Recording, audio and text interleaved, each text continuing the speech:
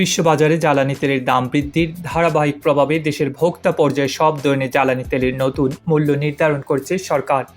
নতুন সিদ্ধান্ত অনুযায়ী রোববার 19 এপ্রিল থেকে এই দাম কার্যকর হবে। নতুন দর অনুযায়ী প্রতি লিটার ডিজেলের দাম নির্ধারণ করা হচ্ছে 115 টাকা, অকটেন 140 টাকা, পেট্রোল 135 টাকা এবং কেরোসিন 130 টাকা। এর আগে সর্বশেষ 1 ফেব্রুয়ারি নির্ধারিত দামের তুলনায় এবার সব ধরনের জ্বালানি তেলের লিটারে উল্লেখযোগ্য বৃদ্ধি দেখা গেছে।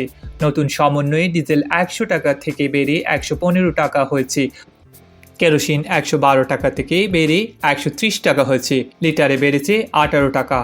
অকটেন 120 টাকা থেকে বেড়ে 140 টাকা হয়েছে, লিটারে সর্বোচ্চ 20 টাকা বৃদ্ধি করা হয়েছে। আর পেট্রোল 116 টাকা থেকে বেড়ে 135 টাকা হয়েছে, লিটারে 19 টাকা বেশি।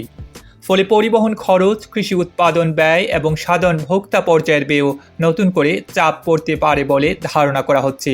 বিদ্যুৎ, জ্বালানি ও খনিজ সম্পদ বিভাগ এক সংবাদ বিজ্ঞপ্তিতে জানিয়েছে, আন্তর্জাতিক বাজার পরিস্থিতির সাথে সামঞ্জস্য রাখতে এবং সরবরাহ ব্যবস্থাকে স্থিতিশীল রাখতে এই মূল্য সমন্বয় করা হয়েছে।